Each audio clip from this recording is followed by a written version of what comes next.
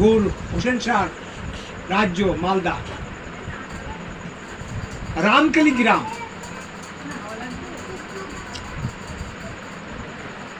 তখন রাজা ছিল হোসেন শাহ, গৌড়ের রাজা।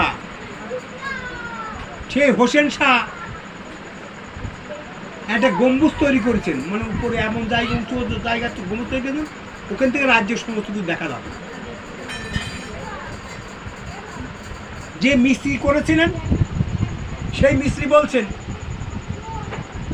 এর চেয়েও ভালো করতেই পারতাম, কেন করলে না? আমি কি তোমার বারণ করেছি?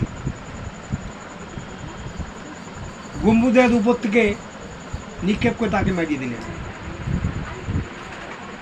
এক দরবেশ ছিল ওখানে, বলছে যতদিন তোমার রাজ্যে রূপ সনাতন থাকবে, তোমার রাজ্যে কোনোদিন কিছু হবে না, আপাত বিপদ হবে না।